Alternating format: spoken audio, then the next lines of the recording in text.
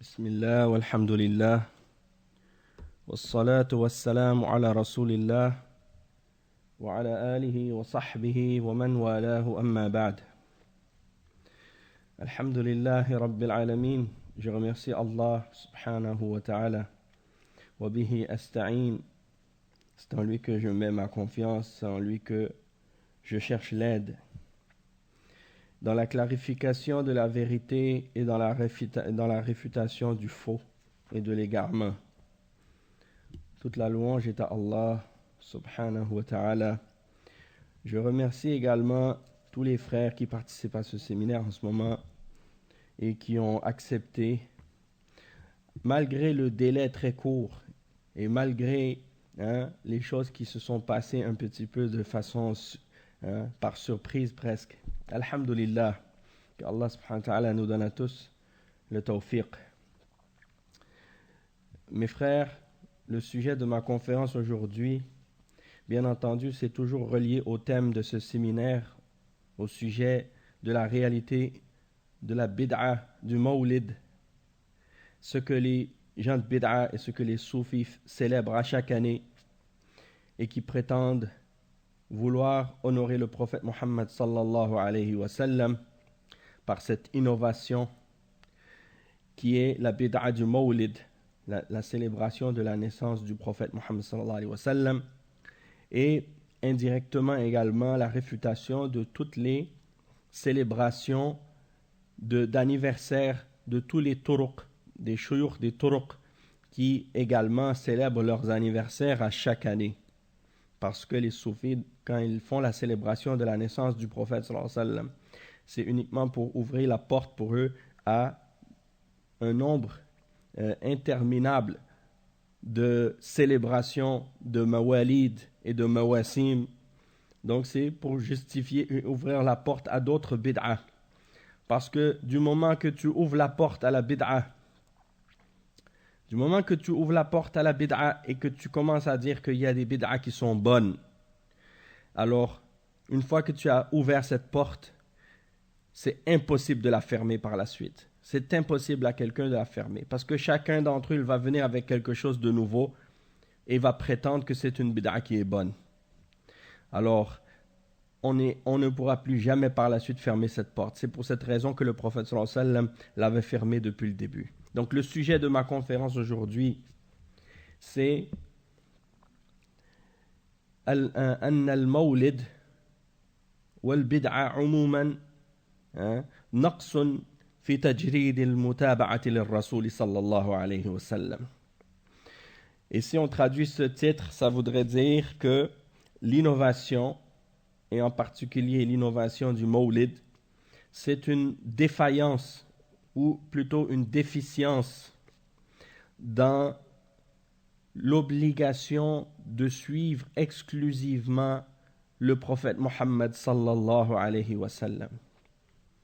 Et il faut savoir une chose importante quand on parle de tajrid al-mutaba'a.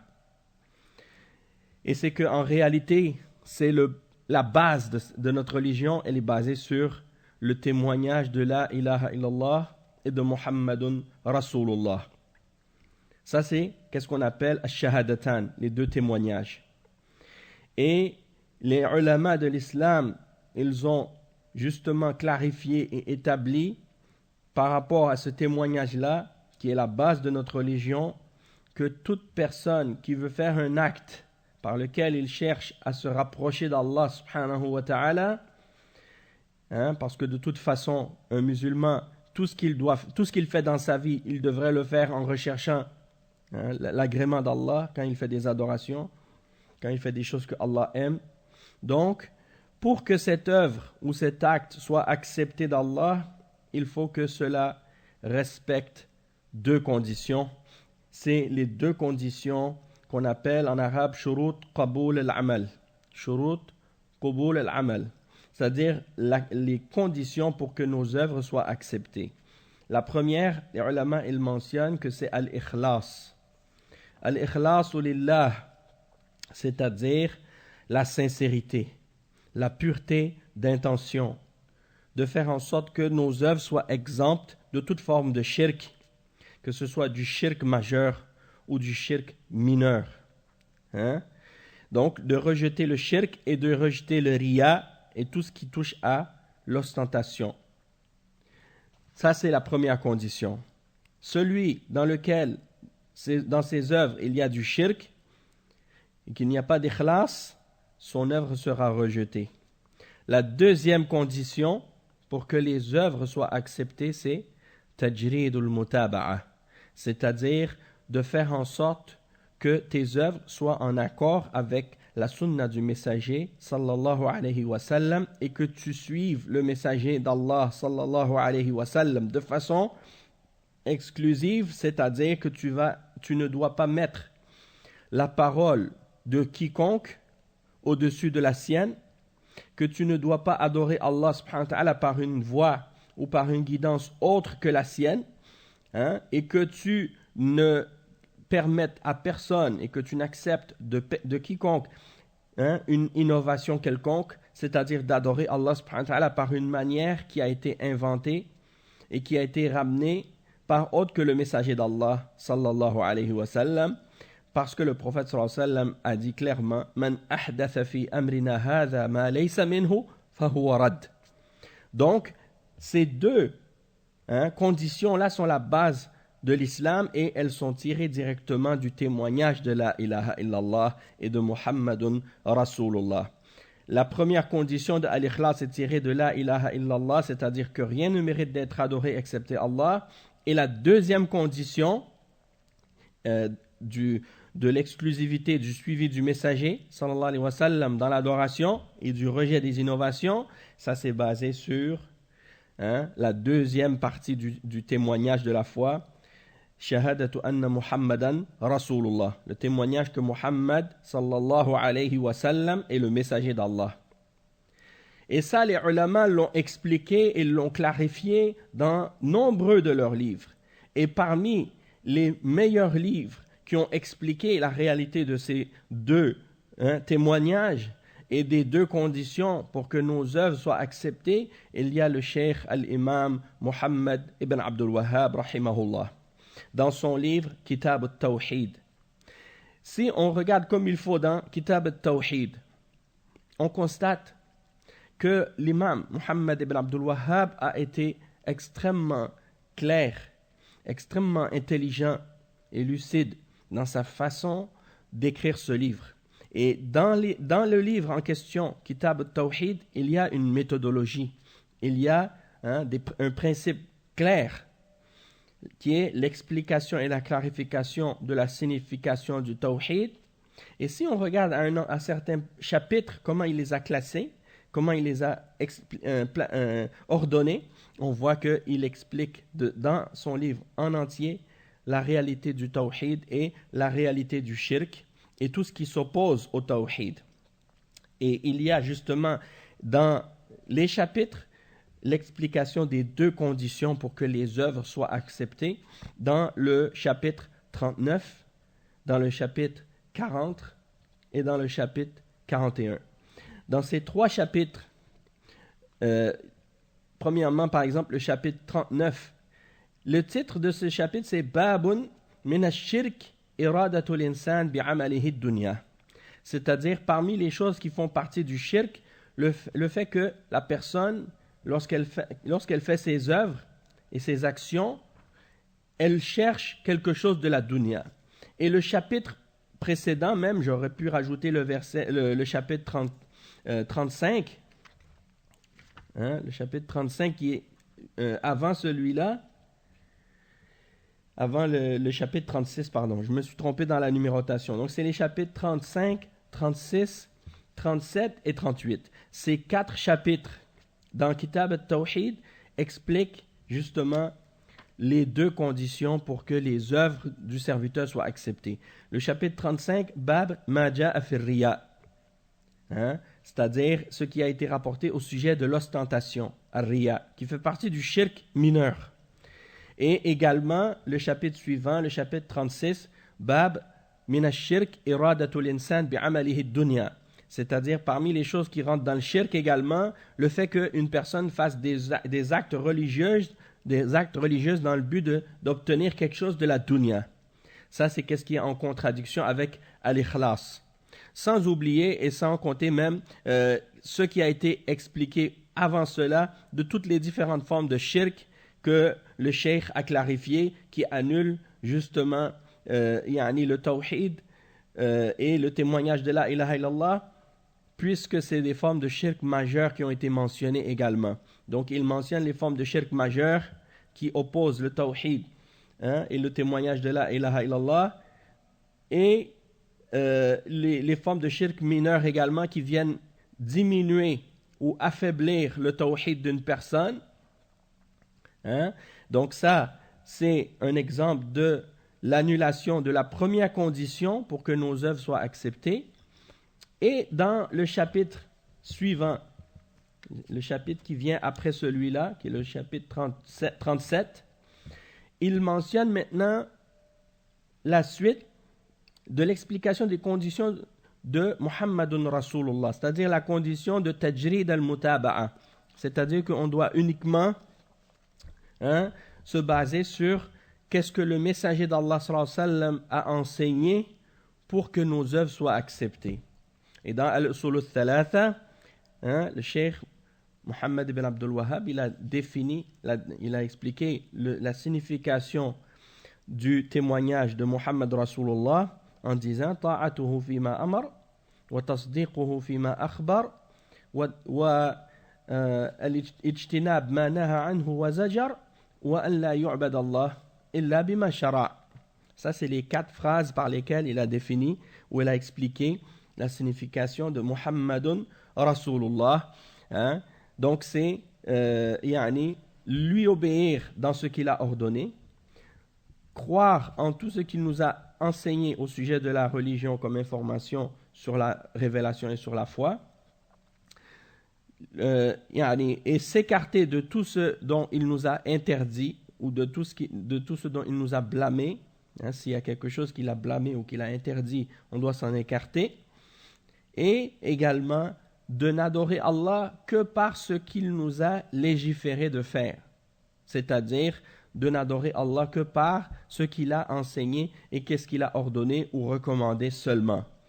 D'accord? Et tout ce qui est en dehors de ça, c'est-à-dire qu'est-ce que le prophète sallallahu alayhi wa sallam n'a pas fait, n'a pas enseigné, n'a pas ordonné, n'a pas recommandé, alors dans ce cas-là, ça ne fait pas partie des choses permises pour adorer Allah subhanahu wa ta'ala, et des adorations, ça ne fait pas partie de sa religion. Et pour expliquer ce principe-là, les 2 chapitres 37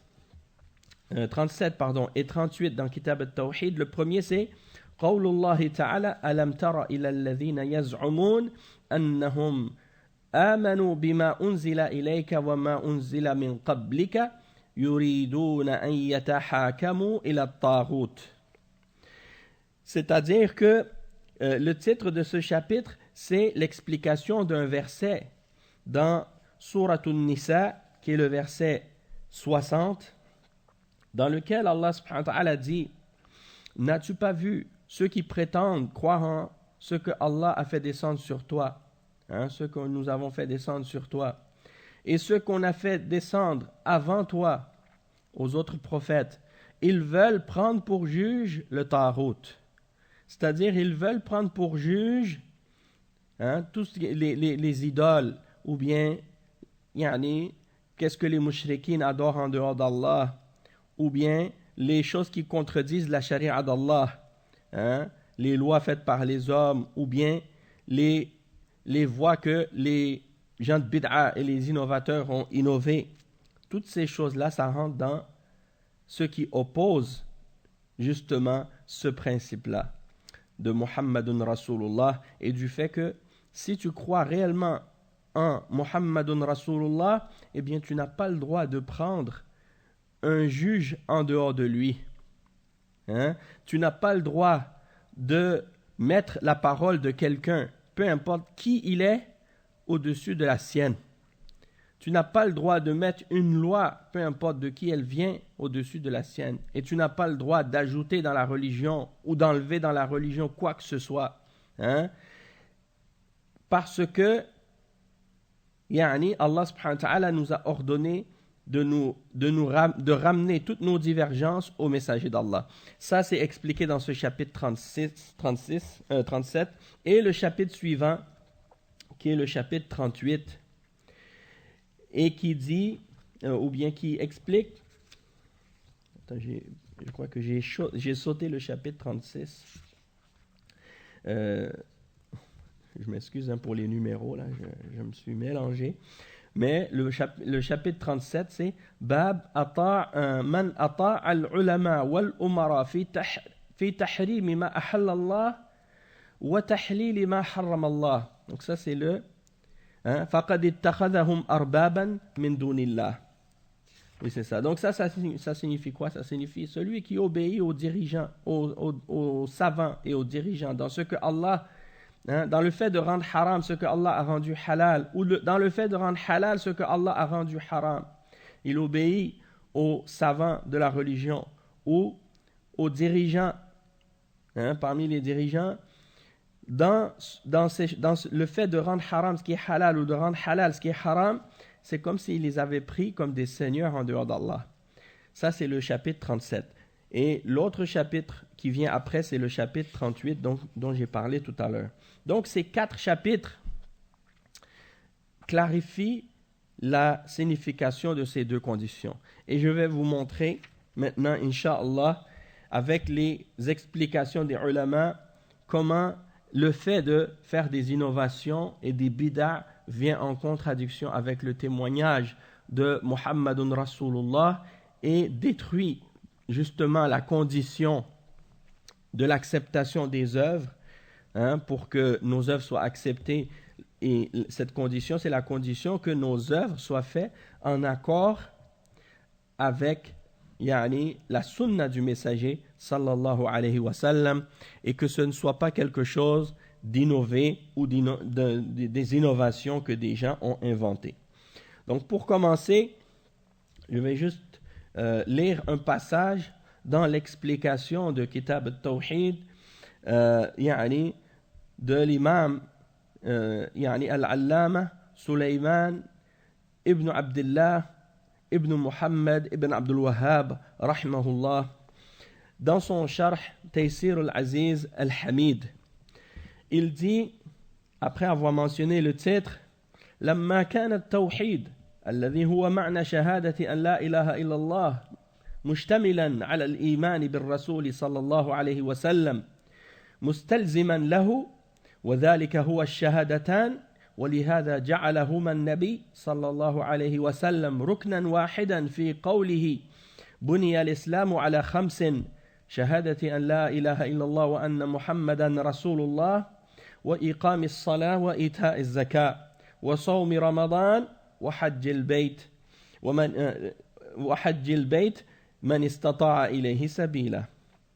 نبه في هذا الباب على ما تضمنه التوحيد واستلزمه من تحكيم الرسول صلى الله عليه وسلم في موارد النزاع، إذ هذا هو مقتضى شهادة أن لا إله إلا الله ولازمها الذي لا بد منه لكل مؤمن، فإن من عرف أن لا إله إلا الله فلا بد من الانقياد لحكم الله والتسليم لأمره الذي جاء من عنده على يد رسوله محمد صلى الله عليه وسلم. فمن شهد أن لا إله إلا الله ثم عدل إلى تحكيم غير الرسول صلى الله عليه وسلم في موارد النزاع فقد كذب في شهادته. وإن شئت قلت لما كان التوحيد مبنيا على الشهادتين إذ لا تنفك إحداهما عن الأخرى لتلازمهما، وكان ما تقدم من هذا الكتاب في معنى شهادة أن لا إله إلا الله التي تتضمن حق الله على عباده، نبه في هذا الباب على معنى شهادة أن محمدا رسول الله التي تتضمن حق الرسول صلى الله عليه وسلم، فإنها تتضمن أنه عبد لا يعبد ورسول صادق لا يكذب، بل يطاع ويتبع لأنه المبلغ عن الله تعالى، فله عليه الصلاة والسلام منصب الرسالة والتبليغ عن الله والحكم بين الناس فيما اختلفوا فيه إذ هو لا يحكم إلا بحكم الله ومحبته على النفس والأهل والمال والوطن وليس له من الإلهية شيء بل هو عبد الله ورسوله كما قال تعالى وأنه لما قام عبد الله يدعوه كادوا يكونون عليه لبدا وقال إنما أنا عبد فقولوا عبد الله ورسوله ومن لوازم ذلك متابعته وتحكيمه في موارد النزاع وترك التحاكم إلى غيره كالمنافقين الذين يدعون الإيمان ويتحاكمون إلى غيره وبهذا يتحقق العبد بكمال التوحيد وكمال المتابعة وذلك هو كمال سعادته وهو معنى الشهادتين. Naam, on va traduire jusqu'ici. Donc ici le cheikh il explique que étant donné que le tawhid c'est la signification du témoignage, le tawhid qui est l'unicité d'Allah, c'est la signification du témoignage de la ilaha illallah et qui comprend également la foi en le messager d'Allah sallallahu alayhi wa sallam et qui est impliqué bien entendu par le témoignage de la ilaha illallah et c'est ce qu'on appelle en arabe ash-shahadatan, les deux témoignages et c'est pour ça que notre prophète sallallahu alayhi wa sallam a fait de ces deux témoignages un des piliers de l'islam et même le premier d'entre les piliers et c'est la base même de l'islam. Tous les autres piliers ne peuvent être acceptés ou valides excepté si ce témoignage, ce premier pilier a été accompli et appliqué correctement et bien compris.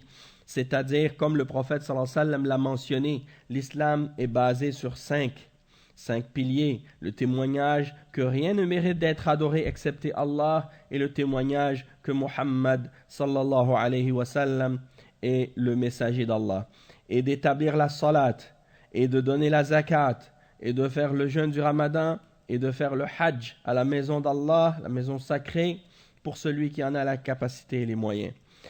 Et ici, le cheikh Mohammed ibn Abdul Wahhab, il mentionne dans ce chapitre ce que comprend le tawhid et du fait que parmi les choses qui sont impliquées par le témoignage de la ilaha illallah, eh bien, il faut prendre le messager d'Allah sallallahu alayhi wa sallam comme juge dans nos questions de divergence et dans nos disputes. Puisque cela est une des implications du témoignage de la ilaha illallah.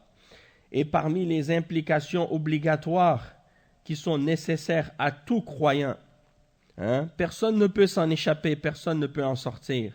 Parce que celui qui a su la signification de la ilaha illallah, que rien ne mérite d'être adoré excepté Allah, eh bien, il doit obligatoirement se soumettre au jugement d'Allah et se soumettre aux ordres qui ont été ramenés justement par la main du messager d'Allah, Muhammad sallallahu alayhi wa sallam, parce que c'est le messager qui a transmis les ordres d'Allah à l'humanité. Donc celui qui témoigne et qui dit « rien ne mérite d'être adoré excepté Allah », puis par la suite prend autre juge dans ses affaires, ou dans sa vie, ou dans sa religion, ou dans ses adorations, ou dans les lois, ou dans n'importe quelle autre chose, il juge par autre que le jugement du messager d'Allah, sallallahu alayhi wa sallam, dans les questions de dispute et dans les divergences, alors il a démenti son témoignage de la ilaha illallah. Et si tu veux, tu pourrais dire que, étant donné que le tawhid est basé sur les deux témoignages, et l'un ne peut pas se séparer de l'autre parce que les deux sont directement attachés et l'un implique l'autre. Donc ils sont interreliés ces deux témoignages, la ilaha illallah et Muhammadun Rasulullah. Et donc étant donné que tout ce qui a été mentionné précédemment dans ce livre, c'est-à-dire du témoignage, de l'explication du témoignage de la ilaha illallah, et que ça implique de comprendre le droit que Allah a sur ses créatures et sur ses serviteurs, eh bien l'auteur a voulu maintenant clarifier dans ce livre la signification du témoignage que Mohammed est le messager d'Allah. Qu'est-ce que ça implique? Et ça implique de comprendre le droit du messager. Qu'est-ce qu'implique le droit du messager sallallahu alayhi wa sallam? Et que cela implique, premièrement, que c'est un esclave, un serviteur d'Allah, donc il n'a pas le droit d'être adoré, contrairement à ce que certains parmi les gens s'imaginent. Beaucoup parmi les chrétiens s'imaginent que les musulmans adorent le prophète Mohammed sallallahu alayhi wa sallam, parce qu'ils disent, puisque puisque nous les chrétiens on prie Jésus, donc ça veut dire que vous les musulmans vous priez à Mohammed sallallahu alayhi wa sallam. Et nous on dit non. Premièrement, on considère que Jésus, Isa alayhi salam, c'est un prophète, un messager envoyé par Allah. Il n'est pas un Dieu ni un fils de Dieu, et il n'a donc par conséquent aucun droit à l'adoration, et il ne l'a jamais demandé lui-même non plus, et il n'a jamais agréé que quiconque en dehors d'Allah soit adoré de toute façon, puisque sa religion c'est la même religion que celle d'Abraham et de Moïse et de Jacob et de Isaac et de Mohammed et de tous les autres messagers, que la paix d'Allah soit sur eux tous. Ils ont tous été sur ce message du tawhid eux aussi. Donc ils sont tous considérés pour nous les musulmans comme étant des musulmans et des prophètes de l'islam qui ont appelé les gens à l'unicité d'Allah et à l'adoration exclusive du Créateur. Donc ça fait partie de leur religion, et donc par conséquent on n'adore ni Jésus et on n'adore pas non plus le prophète Mohammed sallallahu alayhi wa sallam, puisque ce n'est qu'un messager comme les autres messagers et un être humain parmi les êtres humains, et aucun être humain n'a le droit d'être adoré. Et le messager d'Allah, ça implique également que lorsqu'on dit qu'on croit en lui, qu'on croit en ce qu'il a donné comme information au sujet de la religion et au sujet d'Allah, et qu'on n'a pas le droit de démentir quoi que ce soit de ce qu'il a enseigné. Et ça implique également qu'il doit être obéi et qu'on doit le suivre, qu'on doit suivre son exemple pour se rapprocher d'Allah et obtenir d'Allah sa miséricorde et sa guidance. Parce que c'est le messager d'Allah sallallahu alayhi wa sallam qui a transmis le message d'Allah. وَمَا يَنْتِقُ عَنِ الْهَوَى إِنْ هُوَ إِلَّا وَحْيٌ يُوحَى. Donc ça veut dire que Allah subhanahu wa ta'ala, il a révélé au messager tout ce que le messager a dit. Donc ça veut dire qu'il n'a jamais parlé selon sa passion, selon ses désirs. Tout ce que le messager Muhammad sallallahu alayhi wa sallam a enseigné fait partie de ce que Allah lui a révélé. Et c'est pour cette raison-là que son obéissance est obligatoire et absolue, puisque d'obéir au messager équivaut à obéir à Allah. Comme Allah subhanahu wa ta'ala le mentionne dans le Coran, وَمَنْ يُطِعِ الرَّسُولَ فَقَدْ أَطَاعَ اللَّهِ. Celui qui obéit au messager a certes obéi à Allah. Et donc le cheikh explique ici, et il dit donc que le messager d'Allah sallallahu alayhi wa sallam, il a ce statut, il a ce degré, ce statut du message, de la transmission de la part d'Allah, la transmission du message d'Allah, et également de la responsabilité de juger entre les hommes dans les choses dans lesquelles ils ont divergé, et qu'on n'a pas le droit de juger par un jugement autre que le jugement d'Allah subhanahu wa ta'ala. D'accord? Et ça, c'est pendant sa vie, à l'époque où il était vivant, sallallahu alayhi wa sallam, et également, bien entendu, après sa mort, jusqu'à la fin des temps, puisque le messager d'Allah, sallallahu alayhi wa sallam, même s'il n'est plus parmi nous aujourd'hui, mais il nous a laissé le Coran, et il nous a laissé sa sunna, pour qu'on soit capable justement de l'appliquer. Et l'exemple de ces nobles compagnons après lui est un modèle pour nous dans la façon et dans la méthodologie et dans la compréhension justement de ces deux fondements du Coran et de la Sunna, pour être capable justement de savoir comment l'appliquer et de quelle manière l'appliquer, et pour éviter justement de tomber dans les formes d'extrémisme ou d'égarement ou de laxisme dans lesquelles sont tombées les sectes qui sont apparues par la suite. Donc, parmi les implications du témoignage de Muhammad Rasulullah, il y a de juger entre nos divergences selon ce que Allah subhanahu wa ta'ala a révélé à son messager. Et on n'a pas le droit de prendre le jugement de quiconque, excepté le jugement d'Allah. Et d'aimer le messager également, ça fait partie de ses droits, qu'on l'aime plus que soi-même, plus que nos familles, plus que nos biens, plus que notre pays, plus que notre patrie, plus que toute chose au monde. Plus que toute chose au monde.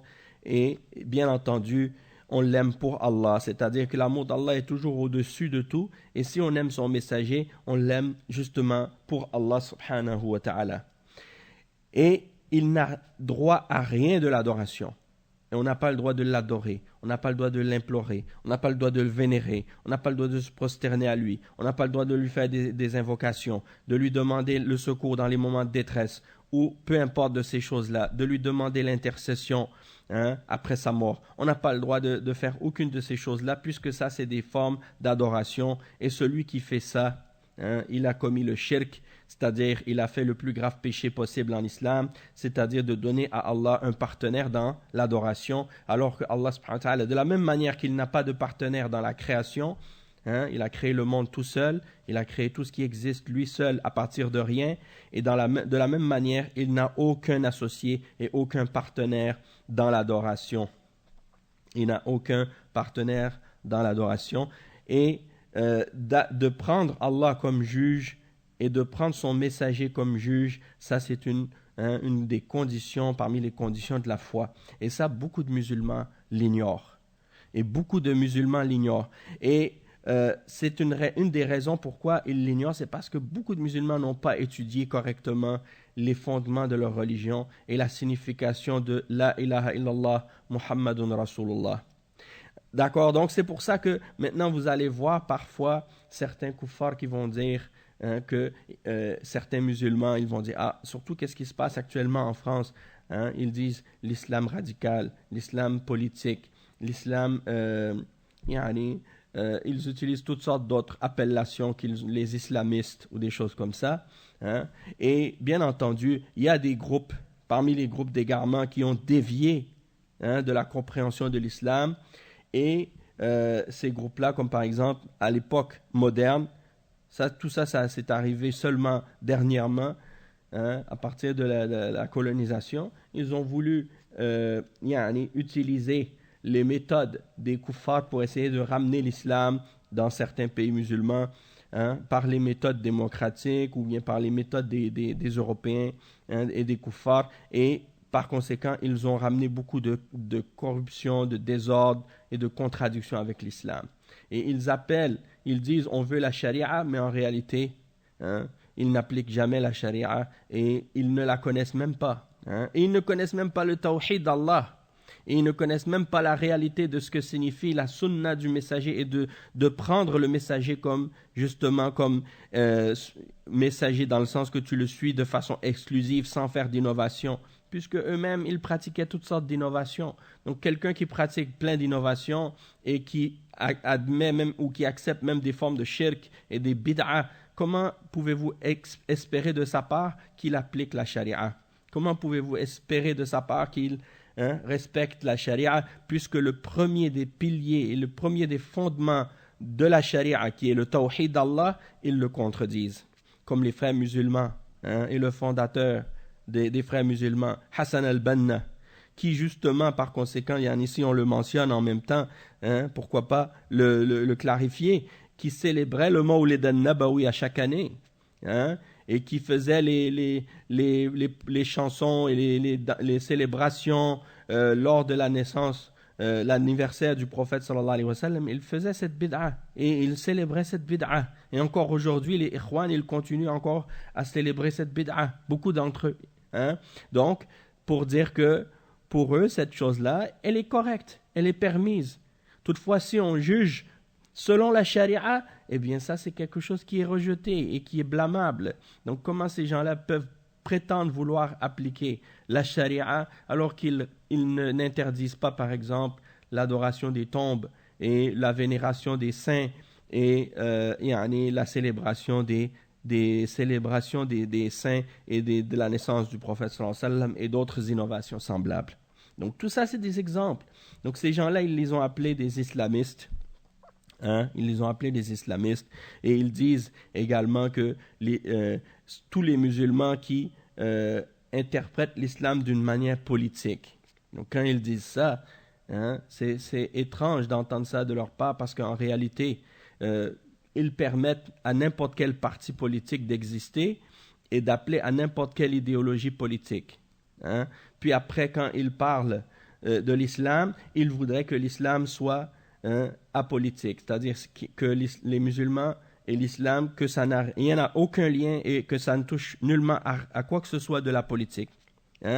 Or, quand on regarde par exemple justement dans la compréhension même de ce que signifie la ilaha illallah Muhammadun Rasulullah, eh bien on constate justement que celui qui croit en Muhammad Rasulullah, il va placer la parole du messager au-dessus de toute autre parole. Et il ne va pas accepter une innovation. Donc, ça implique que, justement, il y a un sens, il y a une dimension politique à cette compréhension du tawhid et de la ilaha illallah et de Muhammadun Rasulullah. Donc, de vouloir éliminer de la catégorie des musulmans ordinaires, tout musulman qui donnerait un aspect politique à la signification de qu'est-ce que c'est l'islam, eh bien, la seule explication qui peut être donnée à cette attitude de leur part, c'est du fait qu'ils ont essayé d'interpréter ou de comparer l'islam au christianisme. Ils veulent comparer l'islam au christianisme. Ils ont dit, pour les chrétiens, une religion, c'est la spiritualité, la prière et l'adoration. Donc, pour les musulmans, la religion, ça doit être juste ça aussi. Et tout ce qui est en dehors de la prière et de la religion du jeûne et des choses comme ça, eh bien ça ne fait pas partie de la religion musulmane, donc c'est de la politique, donc ça veut dire que c'est de l'islamisme. Alors qu'en réalité, si on regarde ça dans ce sens-là, depuis le début de la hijra du prophète sallallahu alayhi wa sallam et le début de la révélation jusqu'à récemment, les pays musulmans ont toujours jugé selon l'islam et selon la charia. Et même s'il y a eu des innovations et des bid'ah qui sont apparues, qui ont fait justement en sorte que les musulmans s'affaiblissent et s'éloignent de la vérité de l'islam et se divisent entre eux par la suite, mais malgré tout, la base a toujours été là, du fait qu'ils ont toujours reconnu qu'on doit se référer à la base à ce que Allah a révélé et à ce que le messager sallallahu alayhi wa sallam a enseigné pour pouvoir justement juger dans tous les aspects de la vie sans faire de distinction entre ce qui est politique ou entre ce qui est religieux. Parce que la charia de l'islam et la sunna du messager Muhammad sallallahu alayhi wa sallam et le témoignage de la ilaha illallah et Muhammad Rasulullah ne fait pas de distinction entre la vie de la dunya et les aspects religieux de la vie, les aspects de la religion. Donc pour revenir à cette compréhension donc du témoignage de Muhammadun Rasulullah, le cheikh Suleiman al-Cheikh ici, il explique et il dit alladhi kal munafiqin. Donc il dit parmi les choses qui sont impliquées par le suivi, par le témoignage de Muhammad Rasulullah, eh bien il y a parmi les implications de ce témoignage-là le fait qu'on doit suivre uniquement le messager Muhammad sallallahu alayhi wa sallam dans nos adorations et qu'on doit juger selon ce qu'il a enseigné dans les questions de divergence, dans les disputes ou dans toutes les choses, peu importe que ce soit dans l'adoration, que ce soit dans les questions qui ont rapport avec les sectes, que ce soit dans les questions qui ont rapport avec les innovations, la croyance religieuse, dans les questions qui ont rapport avec le mariage, le divorce, l'économie, la politique, peu importe. Dans tous ces aspects-là, toutes choses dans lesquelles les croyants peuvent diverger entre eux, ils doivent revenir au jugement du messager d'Allah sallallahu alayhi wa sallam, et de délaisser le jugement du messager, sallallahu alayhi wa sallam, et d'aller vers le jugement de quelqu'un d'autre, peu importe qui ça peut être, hein, et peu importe qu'est-ce que ça peut être le jugement d'un marabout, ça peut être le jugement d'une coutume ou d'une tradition contraire à l'islam, ça peut être de revenir au jugement d'un sorcier ou d'un voyant ou d'un médium, ça peut être de revenir au jugement d'une loi d'un pays quelconque qui contredit le Coran et la Sunna. Hein? Donc, le cheikh il dit toute personne qui délaisse le jugement d'Allah vers ces choses-là, comme le font les munafiqin, c'est-à-dire les hypocrites qui prétendent avoir la foi, mais qui cherchent à juger par autre que ce que Allah a révélé, alors ceux-là, hein, il dit le cheikh, ils contredisent ce qu'implique ce témoignage-là. Et donc, lorsque le croyant a compris ce qu'implique le témoignage de Muhammad Rasulullah, eh bien c'est ainsi qu'il va avoir complété et parfait son tawhid. Hein, et il aura parfait son suivi du messager sallallahu alayhi wa sallam.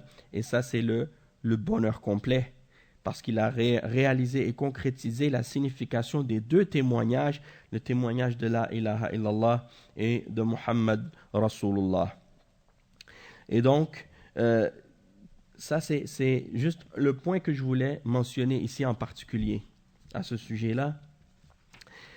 Maintenant, pour ramener le sujet et rentrer un peu plus en profondeur par rapport à tout ce qu'on vient d'expliquer, le cheikh Saleh bin Humayd, il explique dans l'explication justement du chapitre au sujet de l'obéissance aux ulama et aux dirigeants dans le fait de rendre halal ce qui est haram ou de rendre haram ce qui est halal. Il donne l'exemple des preuves que le cheikh Mohammed ibn Abdul Wahhab a mentionné à ce sujet-là. Et il dit, et je ne vais pas lire tout le texte, je vais juste passer à la traduction directement pour sauver un peu de temps. Il dit que l'auteur, Mohammed ibn Abdul Wahhab, dans ces preuves-là qu'il a mentionnées, par exemple la parole d'Abdullah ibn Abbas, lorsqu'il a dit hein, « Je crains pour vous que Allah fasse tomber des pierres sur vos têtes, lorsque je vous dis, le messager d'Allah a dit, et vous me dites Abu Bakr et Omar. Hein? » C'est-à-dire, hein, si quelqu'un il te mentionne la sunna du messager d'Allah, sallallahu alayhi wa sallam. Abdullah ibn Abbas, il dit, moi je vous mentionne la parole du messager d'Allah.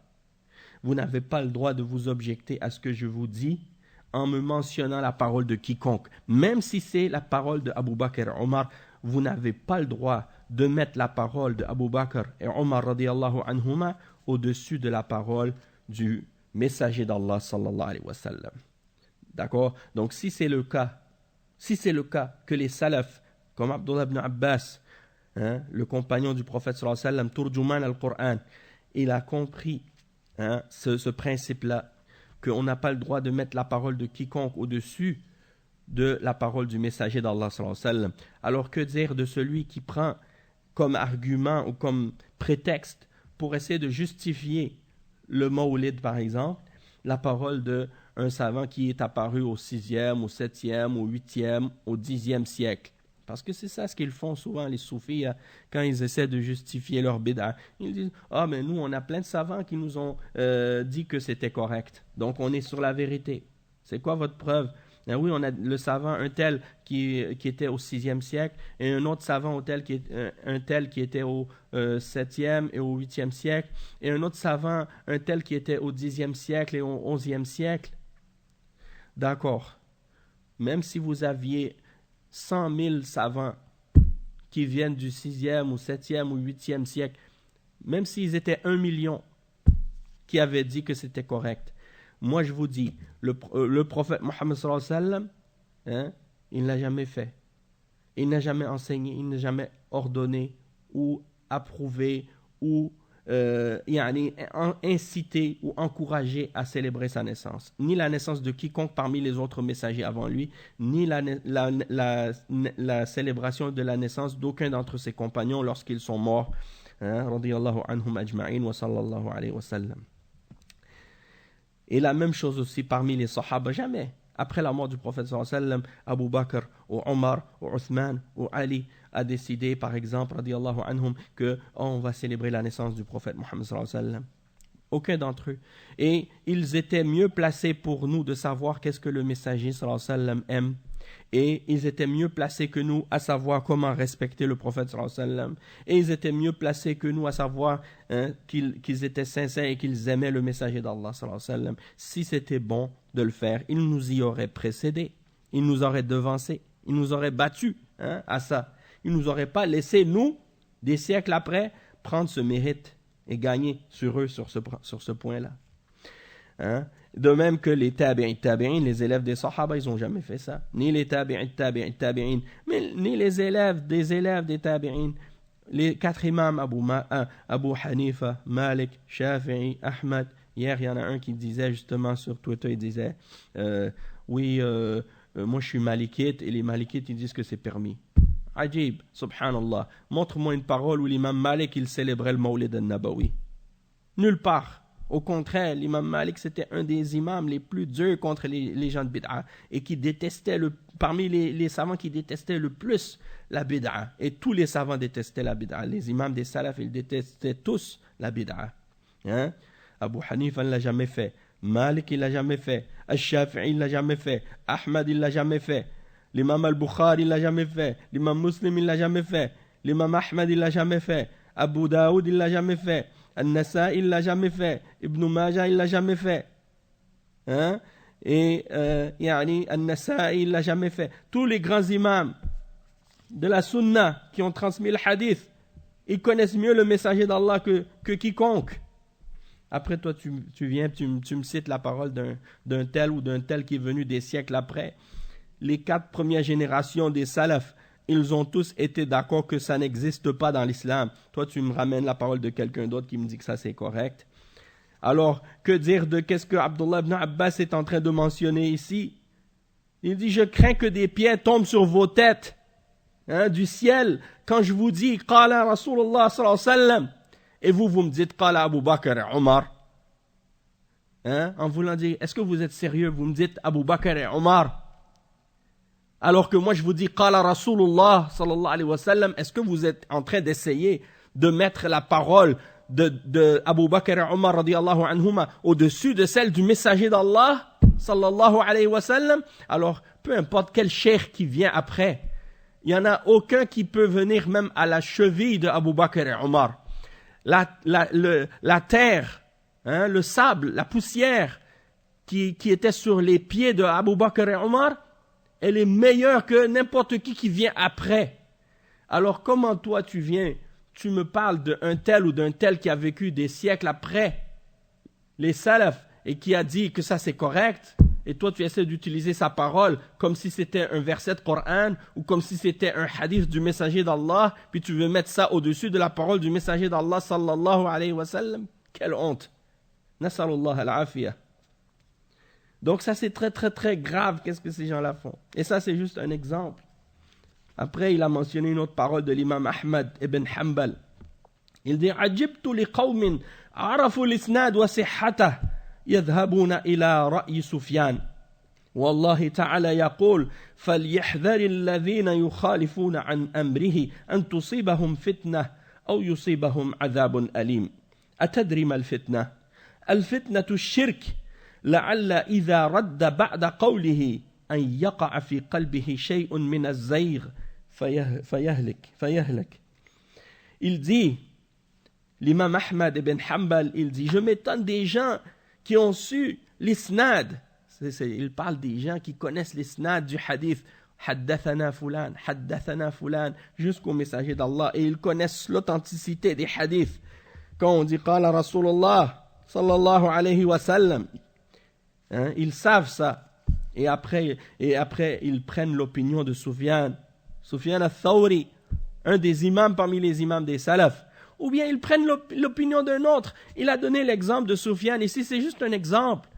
Mais peu importe l'opinion de quel parmi les imams tu prends, et tu laisses la parole du messager, sallallahu alayhi wa sallam, pour sa parole. Ça, c'est haram. Ça, c'est interdit.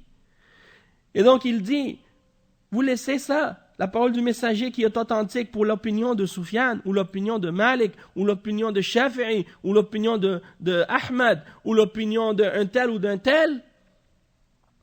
Il dit, vous avez pas lu la parole d'Allah, que celui qui contredit son commandement, le commandement de qui?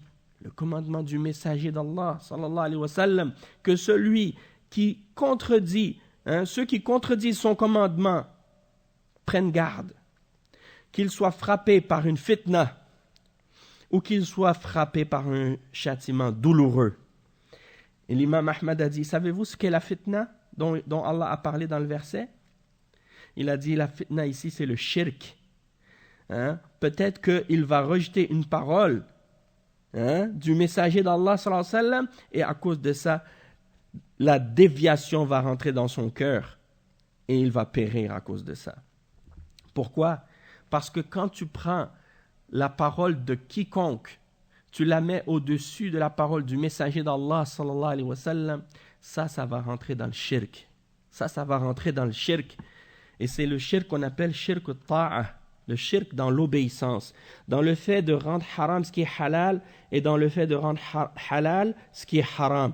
Et c'est pour ça qu'il a mentionné le verset 31 dans Surat At-Tawbah, dans lequel Allah subhanahu wa ta'ala dit « Ittakhadhu ahbarahum wa ruhbanahum arbaban min dunillah wal masih ibn Maryam » C'est-à-dire, ils ont pris leurs moines, leurs rabbins et leurs moines comme des seigneurs en dehors d'Allah. Et Adi ibn Hatim سمع أن النبي صلى الله عليه وسلم يقرأ هذه الآية اتخذوا أحبارهم ورهبانهم أربابا من دون الله فقلت له إنا لسنا نعبدهم قال أليس يحرمون ما أحل الله فتحرمونه ويحلون ما حرم الله فتحلونه قلت بلى قالت فتلك عبادتهم. Donc ici le cheikh il dit, n'est-ce pas Adi ibn Hatim qui était un chrétien avant et qui s'était converti à l'islam à l'époque du messager d'Allah sallallahu alayhi wa sallam, il a entendu le messager d'Allah sallallahu alayhi wa sallam qui récitait ce verset, le verset 31 dans Surat At-Tawbah, dans lequel Allah dit, ils ont pris leurs moines, leurs rabbins et leurs moines comme des seigneurs en dehors d'Allah. Alors Adi ibn Hatim dit, non, on les adorait pas. On les adorait pas, on priait pas à eux, on se prosternait pas à eux. Les juifs, ils se prosternent pas devant leurs rabbins, et les chrétiens se prosternent pas devant leurs prêtres, nécessairement, ou leurs moines. Alors, le prophète sallallahu alayhi wa sallam lui a expliqué que non, l'adoration dont il est question ici, et de les prendre comme des seigneurs en dehors d'Allah, ici, ça ne veut pas nécessairement dire que tu as besoin de te prosterner devant eux pour que ce soit de l'idolâtrie ou pour que ce soit du shirk. Le fait de rendre halal ce qui est haram, parce que eux, ils l'ont rendu haram, ils l'ont rendu halal. Quelque chose qui, Allah, il a dit, ça c'est haram, eux, ils viennent, les rabbins, les moines, ils disent non, c'est, Allah, il a dit c'est haram, eux, ils disent non, c'est halal. Ou bien Allah il dit, ça c'est halal, eux ils viennent, ils disent non c'est haram. Si vous les suivez dans ça, et vous êtes d'accord avec eux, alors que vous savez que c'est faux, qu'est-ce qu'ils disent? Alors dans ce cas-là, vous les avez pris comme des seigneurs en dehors d'Allah, parce que le fait de légiférer et de faire des lois, de rendre quelque chose légal, ou de rendre quelque chose illégal, de rendre quelque chose licite, ou de rendre quelque chose illicite, de rendre quelque chose permis, ou de rendre quelque chose interdit, de rendre quelque chose halal, ou de rendre quelque chose haram, c'est un droit exclusif d'Allah subhanahu wa ta'ala. Et bien entendu, le messager d'Allah, puisque le messager d'Allah, il est celui qui transmet la législation d'Allah et qui juge selon ce que Allah a jugé. Et donc, par conséquent, c'est obligatoire de le suivre. Mais toute autre personne qui se donne ce droit-là, qui essaie de se donner le droit de légiférer, comme les kuffars par exemple dans leur système démocratique, lorsqu'ils disent que c'est permis de légiférer et qu'ils ont des parlements dans lesquels ils s'assoient pour voter des lois et rendre licite quelque chose ou interdit quelque chose, ça c'est un droit exclusif d'Allah subhanahu wa ta'ala, et ces gens-là sont en train d'essayer de s'attribuer un droit qui appartient uniquement à Allah le Créateur. Donc ça c'est du shirk akbar, s'ils le rendent licite et ils savent que ce que Allah a révélé est contraire à ce qu'ils disent et qu'ils les suivent malgré tout, alors là oui, c'est une adoration pour eux. Et c'est pour ça que le prophète sallallahu alayhi wa sallam a demandé à Adi, n'est-ce pas qu'il rendait halal ce qui est haram et vous, vous le rendiez haram? N'est-ce pas qu'il rendait halal ce qui est haram et vous le rendiez halal, et il rendait haram ce qui est halal et vous le rendiez haram? Il a dit oui. Alors c'était ça votre adoration. C'était ça l'adoration des chrétiens, l'adoration des juifs pour leurs rabbins et pour leurs moines. Et ceux parmi les musulmans qui suivent et qui obéissent aveuglément aux marabouts, aux cheikhs des turuq et aux soufiyas et aux gens de l'égarement et les chiites qui suivent leurs maulana ou bien ceux qu'ils appellent des maulas, qui leur rendent halal ce qui est haram ou qui leur permettent le shirk ou qui leur donnent des fatwas qui contredisent le Coran et la Sunna et ils les suivent dans ça alors qu'ils savent que c'est contraire à ce qui est dans le Coran. Tout ça, ces gens-là, ils ont pris ces êtres-là et ces personnes-là comme des arbab, comme des seigneurs en dehors d'Allah. Celui qui légifère dans la religion, c'est la même chose. Celui qui légifère dans la religion, il invente des adorations que Allah n'a pas légiférées.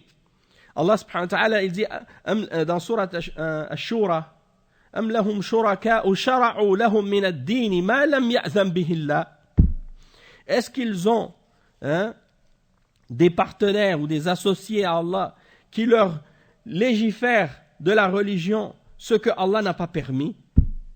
Le fait de légiférer dans des questions religieuses, de légiférer des actes d'adoration, de légiférer des dhikr, de légiférer des du'as, de légiférer des façons de faire des adorations, de légiférer, de célébrer le Mawlid al-Nabawi, ça, c'est de se donner un droit de législation dans la religion et dans ce qui est plus grave encore, c'est-à-dire dans l'adoration. Ça rentre également dans des choses qui font partie du shirk aussi et c'est extrêmement grave. Surtout si les gens suivent ceux qui légifèrent dans ces choses-là, aveuglément. Et c'est pour ça, le cheikh, il dit, Cheikh Ibn Humayd, il dit, أراد المصنف بهذه الترجمة التنبيه إلى الرجوع إلى كتاب الله وإلى سنة رسوله صلى الله عليه وسلم وأن لا يقبل قول قائل مهما كانت مكانته ومهما كانت علمه إلا إذا وافق الكتاب والسنة وأقوال العلماء في هذا المعنى الكثيرة بل والآيات القرآنية تدل على هذا وقال تعالى في وجوب الرد إلى الكتاب والسنة أن من قبل قول أي شخص لم يدل عليه كتاب ولا سنة فإنه متبع لهواه قال الله سبحانه فإن لم يستجيبوا لك فاعلم أنما يتبعون أهواءهم ومن أضل ممن اتبع هواه بغير هدى من الله إن الله لا يهدي القوم الظالمين فقسم الأمر في هذه الآية إلى قسمين لا ثالث لهما إما الاستجابة لرسول الله صلى الله عليه وسلم وإما اتباع الهوى والاستجابة للرسول صلى الله عليه وسلم تتضمن الاستجابة للقرآن لأن الرسول صلى الله عليه وسلم أمر باتباع القرآن قال الله تعالى اتبعوا ما أنزل إليكم من ربكم وقال فلا وربك لا يؤمنون حتى يحكموك فيما شجر بينهم ثم لا يجدوا في أنفسهم حرجا مما قضيت ويسلموا تسليما وكان السلف الصالح سلفنا الصالح إذا سئلوا جعلوا يتدافعون الفتوى حتى ترجعوا إلى الأول. Donc ici, on va traduire ce passage-là.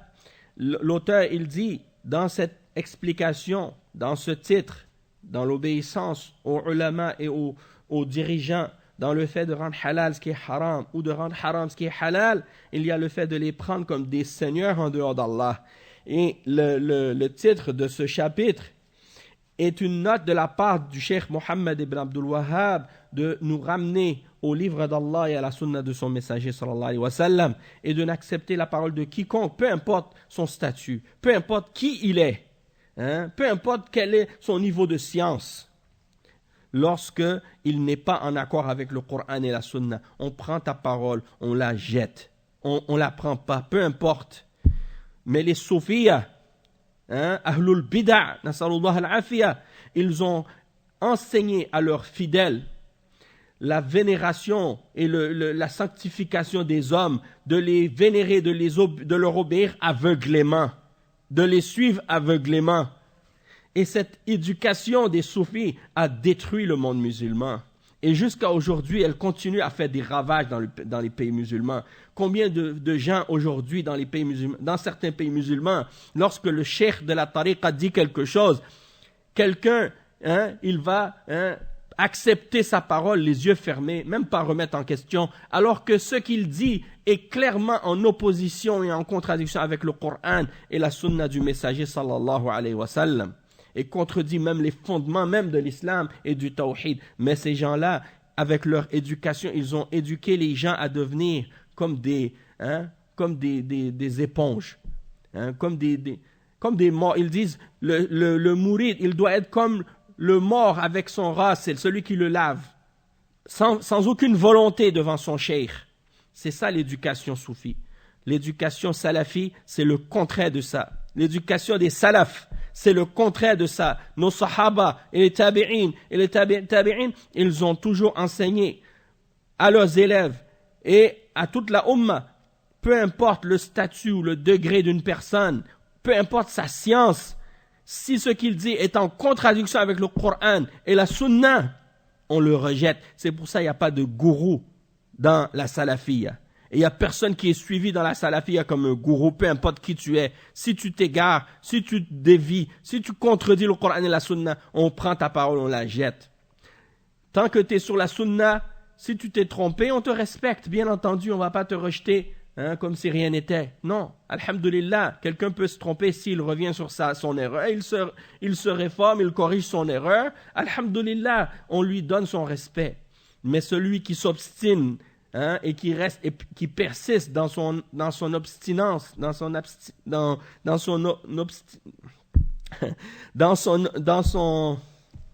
obstination, subhanallah.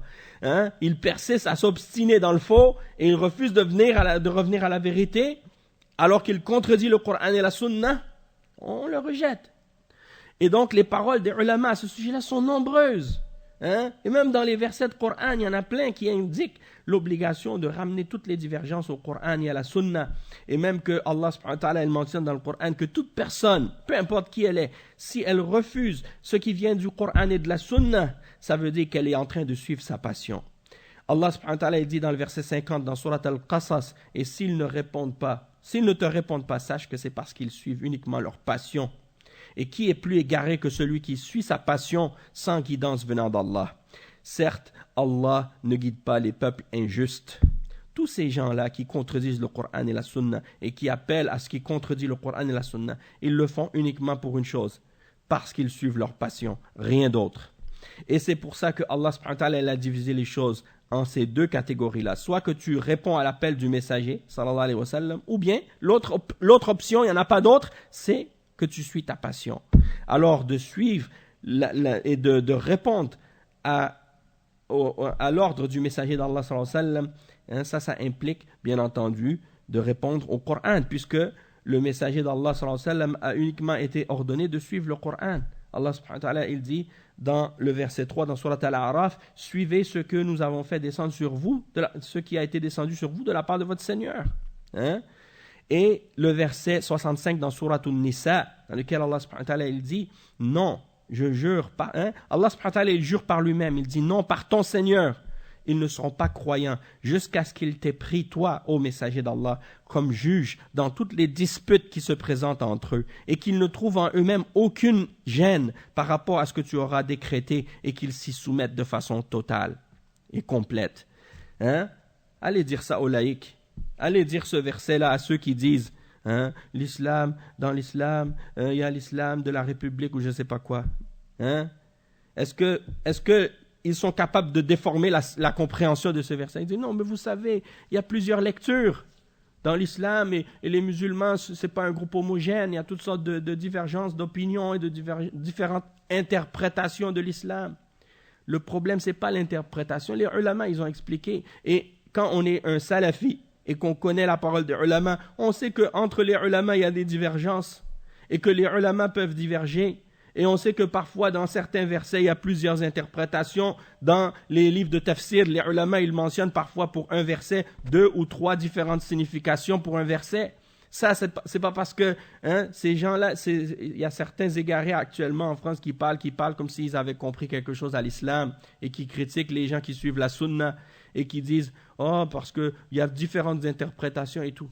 Mais en réalité, ces gens-là, qu'est-ce qu'ils oublient de clarifier? C'est que tant qu'il y a deux sortes de divergences qui peuvent exister. Et ça, c'est ce que les ulama ont expliqué. « Ikhtilaf al-tanawwu' ou ikhtilaf al-tadad ». Ikhtilaf al-tanawwu', ça veut dire des divergences dans les variations et des différentes formes de qu'est-ce que tu peux faire. Des choix que tu as de comprendre les choses différentes qui ne sont pas en contradiction les unes avec les autres. Donc, elles sont valables dans le sens qu'elles sont toutes en accord avec la vérité, ou bien que parfois c'est des synonymes, des choses qui sont des termes différents mais qui veulent dire la même chose.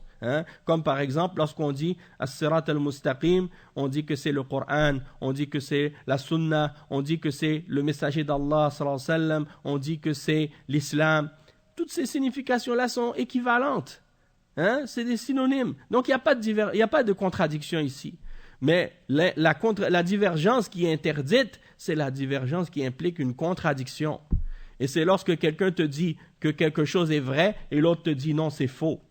Là, ces deux choses-là ne peuvent pas être vraies en même temps. Et donc, tous ces groupes et ces égarements et ces bid'a et ces sectes, même si elles sont toutes en train de prétendre être sur l'islam, qu'est-ce qui détermine qu'elles sont sur l'islam ou non? Ce n'est pas la passion des gens, ce n'est pas les goûts des gens, ce n'est pas parce qu'un tel il dit « Ah, mais pourquoi vous considérez que tel groupe il est pas bon, puis l'autre groupe il est bon ?» Ça n'a pas rapport. On a des références, on a des fondements, on a des principes sur lesquels les salafs se sont tous mis d'accord, des fondements sur lesquels il y a des consensus entre les sahaba, entre les tabi'in, entre les tabi'in. C'est pas aujourd'hui, au XXe siècle, que une femme qui se prétend soi-disant imam, qui vient puis qui va dire, par exemple, alors qu'elle, Allah musta'an, elle va dire, subhanallah, elle va venir puis elle va prétendre que, oui, il y a différentes lectures, il faut revoir, il faut se réapproprier l'interprétation du Coran, il faut réinterpréter les textes. Comment réinterpréter les textes? Tu penses que toi, aujourd'hui, tu vas comprendre les textes d'une façon meilleure que celle que les salafs ont compris et tu vas remettre en question le consensus des salafs de la Ummah? Ça, c'est du mensonge, c'est de la corruption.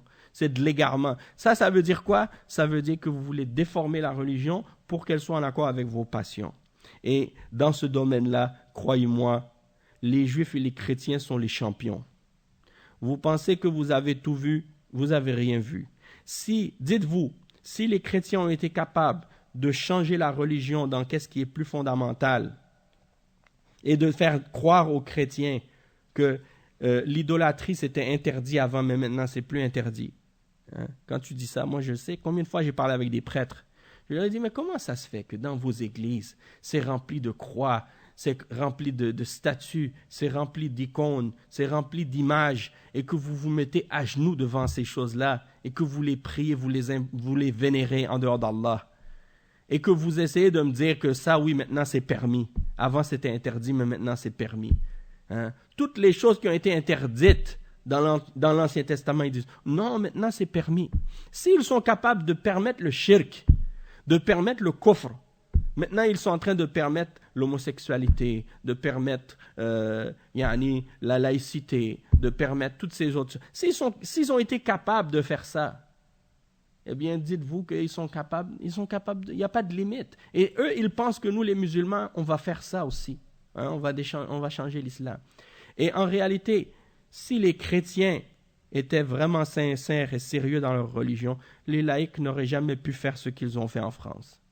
Si les chrétiens, les catholiques étaient des vrais croyants, ils n'auraient jamais laissé les laïcs faire ce que les laïcs ont fait en France. Et si les juifs étaient des vrais croyants, ils n'auraient jamais laissé les laïcs faire ce qu'ils ont fait avec les juifs en France.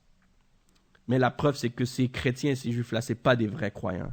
Et Allah le dit dans le Coran, parce qu'ils ont vendu leur religion pour un vil prix. Mais pour nous, les musulmans, c'est interdit de les suivre. C'est interdit de les imiter. C'est interdit de faire comme eux. Hein? Allahul Musta'an. Et donc, pour revenir, par exemple, et pour clôturer, si on veut, parce que là, c'est la fin qui approche, quand on regarde à propos de tous ces exemples dans le shirk, dans l'obéissance, Allah subhanahu wa ta'ala, il a mentionné ces choses-là dans plusieurs versets. Et les imams de l'islam, tous les imams, ils ont dit kullun yu'trak, kullun yu'khadh min qawlihi wa yutrak illa Rasulullah sallallahu alayhi wa sallam. Les imams, ils ont dit idha sahha al-hadith fa huwa madhhabi. Les 4 imams des madhhab, ils ont dit si la parole est authentique, c'est mon madhhab. Abu Hanifa, la même chose. Malik, la même chose. Al-Shafi'i, la même chose. Même que l'imam Al-Shafi'i, il a dit ajma'a al-muslimin على أن من استبانت له السنة يعني لم يجوز له مخالفته لقول أحد أو كما قال. Il a dit, l'imam al-Shafi'i, il a dit, c'est un consensus, tous les savants sont d'accord que quiconque pour qui une sunna a été clarifiée, eh bien qu'il n'a pas le droit de laisser cette sunna pour la parole de quiconque. Également, Cheikh Al-Fawzan, il dit par rapport à ce sujet-là, hein, il dit وقال الشيخ محمد بن عبد الوهاب مسألة الخامسة في المسائل الجاهلية تغيير الأحوال إلى هذه الغاية حتى صار عند الأكثر عبادة الرهبان هي أفضل الأعمال وتسمى الولاية وعبادة الأحبار وهي العلم والفقه ثم تغيرت الأحوال إلى أن عبد من دون الله من ليس من الصالحين وعبد بالمعنى الثاني وهو من الجاهلين. انتهى. ومن اتخاذ الرهبان أربابا من دون الله طاعة علماء الضلال، ومن اتخاذ الأحبار والرهبان أربابا يعني طاعة علماء الضلال فيما أحدثوه في دين الله من البدع والخرافات والضلالات كإحياء أعياد الموالد والطرق الصوفية والتوسل بالأموات ودعائهم من دون الله، حتى إن هؤلاء العلماء الضالين شرعوا ما لم يأذن به الله وقلدهم فيه الجهال السذج وعدوه هو الدين، ومن أنكره ودعا إلى اتباع ما جاء به الرسول صلى الله عليه وسلم عدوه خارجا من الدين، أو أنه يبغض العلماء والصالحين فعاد المعروف منكرا والمنكر معروفا والسنة بدعة والبدعة سنة حتى شب على ذلك الصغير وهرم عليه الكبير، وهذا من غربة الدين وقلة الدعاة المصلحين ولا حول ولا قوة إلا بالله. وإذا كان لا يجوز اتباع أئمة الفقه المجتهدين فيما أخطأوا فيه من الاجتهاد مع أنهم معذورون ومأجورون فيما أخطأوا فيه من غير قصد، إلا أنه يحرم اتباعهم على الخطأ، فكيف لا يحرم تقليد هؤلاء المضللين والدجالين الذين أخطأوا فيما لا يجوز الاجتهاد فيه وهو أمر العقيدة، لأن العقيدة توقيفية تتوقف على النصوص. أي نعم. Donc on va traduire ce passage-là et ensuite un dernier passage et puis après on va s'arrêter, Inch'Allah. Donc ici le cheikh il explique, il dit, et parmi le fait de prendre les moines et les rabbins comme des seigneurs en dehors d'Allah, il y a l'obéissance aux savants de l'égarement, dans ce qu'ils ont inventé dans la religion d'Allah comme innovation, bid'a, et comme superstition et comme égarement, comme le fait de célébrer les différents anniversaires, que ce soit l'anniversaire du prophète sallallahu alayhi wa sallam, ou l'anniversaire des shourouq, des différentes turques soufiyas, ou le fait de les invoquer en dehors d'Allah, ou de les appeler en dehors d'Allah, ou de les prendre comme des intercesseurs et des intermédiaires en dehors d'Allah. Et il dit que même ces gens, ces savants égarés ont légiféré dans la religion ce que Allah n'a pas permis. Et ces gens innocents et ignorants les ont suivis aveuglément. Et ils ont cru que ce que ces gens-là ont enseigné faisait partie de la religion. Et ça, c'est la réalité dans beaucoup de pays musulmans. Lorsque vous voyez, par exemple, des musulmans qui pratiquent le soufisme ou des égarements du soufisme, vous savez que les soufis, quand ils enseignent leurs enseignements aux musulmans, ils ne vont pas dire au commun des musulmans en public que cela c'est le soufisme ou que c'est une tariqa. Ils leur parlent comme s'ils représentaient l'islam, comme si c'était ça l'islam. Mais en privé, entre eux, ils leur enseignent toutes sortes d'égarements comme ça. Et donc, c'est pour cette raison-là que beaucoup de soufis dans les pays musulmans où il y a du soufisme, beaucoup d'entre eux, ils ne savent même pas qu'ils sont des soufis. Et ils ne savent même pas que qu'est-ce que leur chouyour enseigne, c'est contraire à l'islam. Parce que c'est des gens ignorants et innocents. Et donc, c'est pour ça que le cheikh, il dit, celui donc, qui va condamner ou critiquer ce que ces gens-là font, et qui va les appeler à ce que le messager d'Allah sallallahu alayhi wa sallam a appelé, ils vont le prendre comme un ennemi. Ils vont dire qu'il est en train de sortir de la religion. Ils vont dire qu'il est en train d'appeler à détester les savants et les hommes pieux. Et donc ça veut dire que pour eux, le bien est devenu mauvais et le mauvais est devenu bon. La sunna est devenue une bid'a et la bid'a est devenue la sunna est devenue une bid'a et la bid'a est devenue sunna pour eux. Même les jeunes, ils ont grandi là-dessus. Et les vieux, ils ont vieilli là-dessus. Et la religion est devenue une chose étrange. Et il y a très peu de gens, parmi les gens qui appellent à la réforme et à revenir à la vérité de l'islam. Et donc le cheikh, il dit, si dans ce cas-là, si on a dit qu'on n'a pas le droit de suivre les grands imams du fiqh qui ont fait l'ijtihad, dans les choses dans lesquelles ils ont fait des erreurs avec l'ijtihad qu'ils ont fait, alors qu'ils étaient excusés de ces erreurs-là et qu'ils sont récompensés dans les ijtihads qu'ils ont fait parce qu'ils les ont fait sans avoir l'intention de le faire, c'est-à-dire ils ont fait ça par erreur. Et même si on n'a pas le droit de les suivre dans leur erreur, si on sait qu'ils se sont trompés, on n'a pas le droit de les suivre par la suite, mais eux, en ce qui leur concerne, ils seront excusés et pardonnés, même récompensés par Allah pour l'erreur qu'ils ont fait. Donc si on n'a pas le droit de suivre ces imams dans l'ijtihad qu'ils ont fait, alors comment dans ce cas-là, par la suite, on pourrait avoir le droit de suivre les gens de l'égarement et ces exemples d'égarés qui appellent à la bid'a dans les choses dans lesquelles ils se sont trompés et qui font partie des choses dans lesquelles on n'a pas le droit de faire l'ijtihad. Et ça, c'est une chose aussi que beaucoup on entend en France maintenant, les gens qui parlent de l'ijtihad. Ils disent, oh oui, l'islam nous permet de faire l'ijtihad, et dans l'islam, on a le droit de l'ijtihad. Il faut savoir que, wa alaykum salam wa rahmatullahi wa barakatuh. Il faut savoir que l'ijtihad, c'est uniquement dans les questions sur lesquelles il n'y a pas de texte qui a été révélé. Mais les questions d'aqida ne font pas partie des questions d'ijtihad. On doit s'arrêter dans ces questions-là au texte de la religion. أنا أنتهي ونبدأ الصلاة إن شاء الله. أوكي. أنا قريب من أنا بقي ممكن دقيقتين إن شاء الله. نعم. Parce que ici c'est l'heure de la salat, donc je vais m'arrêter dans quelques instants. Donc et le cheikh Salih al-Sheikh, il explique dans son charh de ce chapitre, il dit ويريد الشيخ رحمه الله بذكر الرهبان بإراده للآية التنبيه على أن الطاعة في تحليل الحرام وتحريم الحلال جاءت أيضا من جهة الرهبان العباد.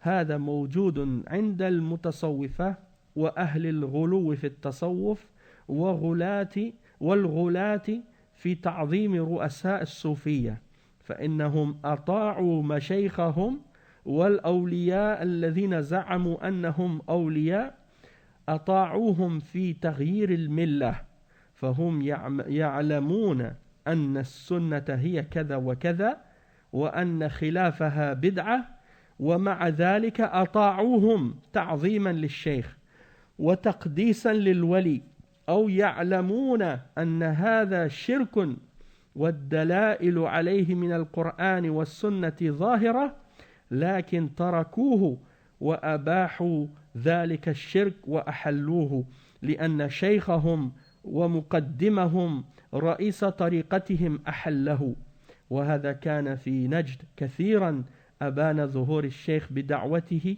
وهو موجود في كثير من الأمصار وهو نوع من اتخاذ أولئك العباد أربابا من دون الله جل وعلا وهذا المقام أيضا فيه تفصيل على نحو الدرجتين اللتين ذكرتهما عن شيخ الإسلام رحمه الله. Donc on va terminer cette conférence avec ce passage. Le Cheikh Salih al-Sheikh il dit dans son sharh de Kitab al-Tawhid à propos de l'explication des moines et des rabbins qu'on a mentionné par rapport au verset, il dit que le Cheikh il a voulu noter également par cela l'obéissance dans le fait de rendre halal ce qui est haram ou de rendre haram ce qui est halal et également ce qui vient de l'aspect des ruhban, c'est-à-dire des moines parmi les adorateurs chrétiens qui adorent Allah par ignorance et par conséquent qui font plein d'innovations et qui inventent des choses dans la religion, comme on retrouve cela également chez les soufis. Chez les soufis, parce que les soufis, c'est comme certains chrétiens, certains koufars, ils l'ont avoué que les soufis sont des chrétiens parmi les musulmans. Donc, beaucoup d'entre eux, ils ont les mêmes croyances que les chrétiens. Et donc, parmi les soufis ou les gens de l'extrémisme, parmi les soufis, et l'extrémisme dans l'exagération et dans la vénération des shuyukh soufis, ils leur obéissent, ils obéissent à leurs shuyukh et à ceux qu'ils prétendent être des awliya ou des saints, et ils leur obéissent dans le fait de changer la religion. Alors qu'ils savent que la sunna c'est telle ou telle chose et que qu'est-ce qui est contraire à la sunna c'est bid'a, mais ils préfèrent malgré tout obéir à leur cheikh par respect pour leur cheikh et pour vénérer leur cheikh ou leur wali, et ils savent que ça c'est du shirk et les preuves du Coran et de la sunna à ce sujet-là sont apparentes, mais ils le laissent et ils rendent licite le shirk et ils donnent précédence à qu'est-ce que leur cheikh ou leur chef de tariqa ou le chef de leur groupe ou de leur jama'a a dit. Et ça, on le retrouve beaucoup, on le retrouvait beaucoup dans le Najd à l'époque de la da'wa du cheikh avant, et on le retrouve aujourd'hui maintenant dans beaucoup de pays musulmans. Wal'iyadhu billah. Et ça veut dire que c'est une façon par laquelle ils ont pris ces adorateurs comme des seigneurs en dehors d'Allah. Nasallallahu al-afiyah. Donc, j'espère que en ayant clarifié ceci, on a compris maintenant le danger de suivre des innovations dans la religion et de célébrer ce genre de célébration qu'on appelle al-mawlid et n'importe quelle autre innovation semblable, et que ça fait partie de ce qui vient en contradiction avec le témoignage de Muhammadun Rasulullah et qui est en opposition avec les conditions de l'acceptation de nos œuvres. أقول قولي هذا وأستغفر الله لي ولكم فاستغفروه إنه هو الغفور الرحيم والحمد لله رب العالمين والسلام عليكم ورحمة الله وبركاته.